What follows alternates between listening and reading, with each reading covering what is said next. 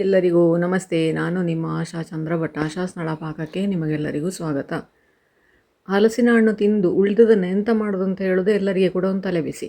ಹಾಗೆ ನಾನಿವತ್ತು ಅದನ್ನು ಸುಲಭವಾಗಿ ಮುಗಿಸಲಿಕ್ಕೆ ಹಾಗೆ ಸಾಯಂಕಾಲದ ಸ್ನ್ಯಾಕನ್ನು ಹೇಗೆ ಮಾಡೋದು ಅಂತ ಹೇಳಿಕೊಡ್ತಾ ಇದ್ದೇನೆ. ಇದಕ್ಕೆ ಬೇಕಾಗುವ ಸಾಮಗ್ರಿಗಳು ಕೂಡ ನಮ್ಮ ಹತ್ರ ರೆಡಿ ಇರ್ತದೆ. ಇನ್ಸ್ಟೆಂಟಾಗಿ ಇದನ್ನು ಮಾಡಿಕೊಳ್ಬೋದು.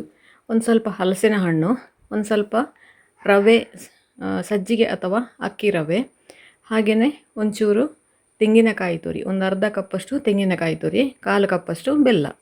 ನಾನಿಲ್ಲಿ ನೋಡಿ ಒಂದು 2 ಕಪ್ಪಷ್ಟು ಹಲಸಿನ ಹಣ್ಣಿನ ಪಲ್ಪ್ ತಗೊಂಡಿದ್ದೇನೆ. ಅದಕ್ಕೆ 1 ಕಪ್ಪಷ್ಟು ರವೆ, ಸಜ್ಜಿಗೆ ಬೇಡ ಅಂತ ಹೇಳೋರು ಅಕ್ಕಿ ರವೆ ಕೂಡ ಹಾಕಿಕೊಳ್ಬೋದು. ಹಾಕಿ ನೋಡಿ ಈ ಅಳತೆಗೆ ಮಾಡಿ ಇಟ್ಕೊಂಡಿದ್ದೇನೆ. ಇದನ್ನು ಈಗ ಎಣ್ಣೆಗೆ ಬಿಟ್ಟು ಕರಿತಾ ಇದ್ದೇನೆ. ಅದಕ್ಕೆ ನಿಮಗೆ ಹಲಸಿನ ಹಣ್ಣು ಸಿಹಿ ಇಲ್ಲ ಅಂತೇಳಿ ಆದರೆ ಅದಕ್ಕೆ ಒಂದು 2 ಟೇಬಲ್ ಸ್ಪೂನ್ನಷ್ಟು ಬೆಲ್ಲದ ಹುಡಿ ಹಾಕ್ಕೊಳ್ಬೋದು.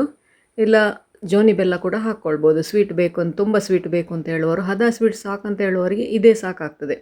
ಹಾಗೆಯೇ ಅದಕ್ಕೆ ನಾನೊಂದು ಅರ್ಧ ಕಪ್ಪಷ್ಟು ಕಾಯಿ ತುರಿ ಕೂಡ ಸೇರಿಸ್ಕೊಂಡಿದ್ದೇನೆ. ಕಾಯಿ ತುರಿ ನಿಮಗೆ ಆಪ್ಷನಲ್, ಬೇಕು ಅಂತಾದರೆ ಹಾಕ್ಕೊಳ್ಬೋದು, ಬೇಡ ಅಂತಾದರೆ ಸ್ಕಿಪ್ ಮಾಡ್ಕೊಳ್ಬೋದು. 10 ನಿಮಿಷ ಅದು ಹಾಗೆ ಮುಚ್ಚಳ ಮುಚ್ಚಿ ಬಿಡಿ ಅದನ್ನು ನೆನೆಯಲಿಕ್ಕೆ. ಇದನ್ನು ಕಾದ ಎಣ್ಣೆಗೆ ಹಾಕಿ ಗೋಲ್ಡನ್ ಬ್ರೌನ್ ಬರುವಲ್ಲಿವರೆಗೆ ಅದನ್ನು ಕಾಯಿಸ್ಕೊಂಡ್ರೆ ಆಯಿತು.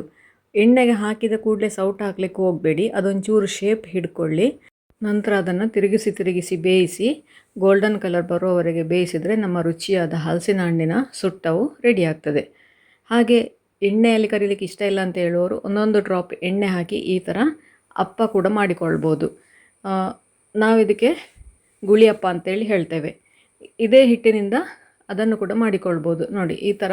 ಇದಕ್ಕೆ ನಾನು ಸೋಡಾ ಹುಡಿ ಆಗಲಿ ಅಥವಾ ಏನೋ ಆಗಲಿ ಅಂತ ಕೂಡ ಹಾಕಲಿಲ್ಲ. ಡೈರೆಕ್ಟ್ ನಾನು ಸುಟ್ಟವಿಗೆ ಎಣ್ಣೆಗೆ ಅಂತ ಹಾಕಿದೆ ಅದೇ ಹಿಟ್ಟಿದು. ಅದನ್ನು ನೋಡಿ ಹೀಗೆ 1-2 ಡ್ರಾಪ್ ಎಣ್ಣೆ ಹಾಕಿ ಸುಟ್ಟವಿನ ಗುಳಿ ಅಥವಾ ಅಪ್ಪ ಗುಳಿ ಅಂತೇಳಿ ಹೇಳ್ತಾರೆ ಇದಕ್ಕೆ. ಒಂದೊಂದು ಗುಳಿಗೆ 1 ಸ್ಪೂನಿನಷ್ಟು ಹಾಕ್ಕೊಂಡ್ರೆ ಸಾಕು, ಅದು ಮತ್ತೆ ಉಬ್ಬಿ ಬರ್ತದೆ. ಹಾಗಾಗಿ 1 ಸ್ಪೂನ್ ಹಾಕ್ಕೊಂಡ್ರೆ ಸಾಕು. ಎಲ್ಲ ಗುಳಿಯನ್ನು ಕೂಡ ತುಂಬಿಸ್ತಾ ಬನ್ನಿ. ಮಧ್ಯದನ್ನು ಕೊನೆಗೆ ಹಾಕಿ, ಯಾಕೆ ಅಂದರೆ ಅದು ಸೀದು ಹೋಗ್ತದೆ. ಮಧ್ಯ ಜಾಸ್ತಿ ಬಿಸಿ ಆಗೋ ಕಾರಣ ಅದು ಸೀದು ಹೋಗ್ತದೆ. ಸೈಡಿದ್ದನ್ನು ಮೊದಲು ಹಾಕ್ಕೊಂಡು ಲಾಸ್ಟಿಗೆ ಮಧ್ಯದನ್ನು ಹಾಕ್ಕೊಳ್ಬೇಕು. ಅದನ್ನು ಮಧ್ಯದ ನೀವು ಮೊದಲು ಹಾಕಿದರೆ ನೋಡಿ ಈ ಥರ ಮೊದಲು ಅದನ್ನು ಮಗಚಿಕೊಳ್ಬೇಕು. ನಂತರ ನೀವು ಹಾಕಿದ ಯಾವ ಕ್ರಮದಲ್ಲಿ ಹಾಕಿದ್ದೀರಿ ಅದೇ ಕ್ರಮದಲ್ಲಿ ಅದನ್ನು ತಿರುಗಿಸಿ ಬೇಯಿಸಿಕೊಳ್ಬೇಕು. ನಾನಿಲ್ಲಿ ಮೇಲಿಂದ ಎಂತ ಕೂಡ ಹಾಕ್ಕೊಳ್ಳಿಲ್ಲ.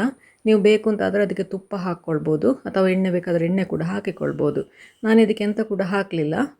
ಎಲ್ಲವನ್ನು ಕೂಡ ನಿಧಾನವಾಗಿ ಮೇಲ್ಗಡೆ ಸಾಧಾರಣ ಒಂದು 70% ಅಷ್ಟು ಬೆಂದಿದೆ ಅಂತೇಳಿ ಆಗುವಾಗ ತಿರುಗಿಸಿ ಹಾಕಬೇಕು. ಅಷ್ಟೊತ್ತಿಗೆ ನಿಮಗೆ ತಳಭಾಗ ಸರಿಯಾಗಿ ಬೆಂದಿರ್ತದೆ. ಎರಡೂ ಕಡೆಯನ್ನು ಕೂಡ ಗೋಲ್ಡನ್ ಬ್ರೌನ್ ಬರೋವರೆಗೆ ಬೇಯಿಸ್ಕೊಂಡ್ರೆ ನಮ್ಮ ಹಲಸಿನ ಹಣ್ಣಿನ ಗುಳಿಯಪ್ಪ ಕೂಡ ರೆಡಿ ಆಯಿತು. ರುಚಿಯಾಗಿ ಹಾಗೆಯೇ ಪರಿಮಳ ಭರಿತವಾದ ಅಪ್ಪ ನೋಡಿ ಎಷ್ಟು ಚೆನ್ನಾಗಿ ಬೆಂದಿದೆ ಅಂತ ಹೇಳ್ಕೊಂಡು. ಇದನ್ನು ಈಗ ನೀವು ಹಾಗೆ ಕೂಡ ತಿನ್ಬೋದು, ಇಲ್ಲ ಚಟ್ನಿ ಜೊತೆ ಕೂಡ ಇದನ್ನು ಸರ್ವ್ ಮಾಡಿಕೊಳ್ಬೋದು. ನಿಧಾನವಾಗಿ ತೆಗೀರಿ ಎಲ್ಲವನ್ನು ಕೂಡ. ಇದನ್ನು ಮಾಡಲಿಕ್ಕೆ ಕೂಡ ಹೆಚ್ಚಿನ ಸಮಯ ಏನು ಬೇಕಾಗೋದಿಲ್ಲ. ಕಡಿಮೆ ಸಮಯದಲ್ಲಿ ಮ್ಯಾಕ್ಸಿಮಮ್ ಒಂದು 15 ನಿಮಿಷದೊಳಗೆ ಮಾಡಿಕೊಳ್ಬೋದು. ಆದರೆ ಗುಳಿಯಪ್ಪ ಬೇಯಲಿಕ್ಕೆ ಮಾತ್ರ ಒಂದು ಸ್ವಲ್ಪ ಹೊತ್ತು ಬೇಕಾಗ್ತದೆ. ಸಣ್ಣ ಉರಿಯಲ್ಲಿ ಬೇಯಿಸ್ಬೇಕು ಇದನ್ನು. ಒಂದು ಸತಿ ಗುಳಿ ಬಿಸಿ ಆದ ನಂತರ ಸಣ್ಣ ಉರಿಯಲ್ಲೇ ಅದನ್ನು ಬೇಯಿಸಿ ತೆಗಿಬೇಕು. ಈ ಥರ ಉಳಿದ ಎಲ್ಲ ಹಿಟ್ಟುಗಳನ್ನು ಕೂಡ ಅದೇ ಥರ ಮಾಡಿ ತೆಗೀರಿ. ಇದನ್ನು ಬುತ್ತಿಗೆ ಕೂಡ ಹಾಕ್ಬೋದು, ಯಾಕೆ ಅಂದರೆ ಇದರಲ್ಲಿ ಹೊಟ್ಟೆಗೆ ಹಾಳಾಗುವಂಥದ್ದು ಎಂತ ಕೂಡ ಇಲ್ಲ. ನೀವು ರವೆಯ ಬದಲು ರವೆ ಇಷ್ಟ ಇಲ್ಲ ಅಂತಾದರೆ ಅಕ್ಕಿ ರವೆ ಕೂಡ ಹಾಕಿಕೊಂಡು ಮಾಡ್ಬೋದು. ನೋಡಿ ಎಷ್ಟು ಸಾಫ್ಟ್ ಆಗಿದೆ ಅಂತ ಹೇಳಿಕೊಂಡು. ಬಿಸಿ ಬಿಸಿ ಉಂಟಿದೀಗ ನೋಡಿ, ಗೋಳಿ ಬಜೆಯಾಗಿ ಕಾಣ್ತದೆ. ಎಷ್ಟು ಚಂದ ಬಂದಿದೆ. ರುಚಿ ಕೂಡ ಹಾಗೆ ಸೂಪರಾಗಿತ್ತು. ನಾನು ಇದಕ್ಕೆ ಬೆಲ್ಲ ಅಂತ ಹಾಕಲಿಲ್ಲ, ಯಾಕೆ ಅಂದರೆ ಹಲಸಿನ ಹಣ್ಣೇ ತುಂಬ ಸ್ವೀಟ್ ಇತ್ತು. ನಮಗೆ ಅದರ ಸಿಹಿಯೇ ಸಾಕು ಅಂತೇಳಿ ನಾನು ಎಕ್ಸ್ಟ್ರಾ ಬೆಲ್ಲ ಅಂತ ಹಾಕಲಿಲ್ಲ. ಇದಕ್ಕೆ ನೀವು ಒಂದು 2-3 ಸ್ಪೂನ್ನಷ್ಟು ಜೋನಿ ಬೆಲ್ಲ ಅಥವಾ 1 ಅಚ್ಚು ಬೆಲ್ಲ, ಅಚ್ಚು ಹಾಕೋದಾದರೆ 1 ಅಚ್ಚು ಅಣಿ ಬೆಲ್ಲ ಹಾಕ್ಬೋದು. ನೋಡಿ, ನೋಡಲಿಕ್ಕೆ ಕೂಡ ಎಷ್ಟು ಚೆನ್ನಾಗಿದೆ ಅಂತ ಹೇಳ್ಕೊಂಡು. ಇದನ್ನು ಓಪನ್ ಮಾಡುವಾಗ ಕೂಡ ಒಳಗಡೆ ಫುಲ್ಲು ಟೊಳ್ಳಾಗಿ ಚೆನ್ನಾಗಿ ಬಂದಿತ್ತು.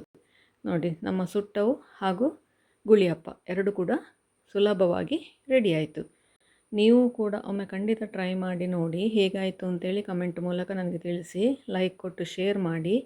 ನೀವಿನ್ನೂ ನಮ್ಮ ಚಾನಲನ್ನು ಸಬ್ಸ್ಕ್ರೈಬ್ ಮಾಡ್ಕೊಳ್ಳಿಲ್ಲ, ಸಬ್ಸ್ಕ್ರೈಬ್ ಮಾಡಿಕೊಂಡು ಪಕ್ಕದಲ್ಲೇ ಇರುವ ಬೆಲ್ ಐಕಾನನ್ನು ಒತ್ತಿ ನಮ್ಮನ್ನು ಸಪೋರ್ಟ್ ಮಾಡಿ. ಮುಂದಿನ ವಿಡಿಯೋದಲ್ಲಿ ಇನ್ನೊಂದು ಹೊಸ ಅಡಿಗೆಯೊಂದಿಗೆ, ಇನ್ನೊಂದು ಹೊಸ ರೆಸಿಪಿಯೊಂದಿಗೆ ಪುನಃ ನಿಮ್ಮನ್ನು ಭೇಟಿಯಾಗ್ತೇನೆ. ಧನ್ಯವಾದಗಳು.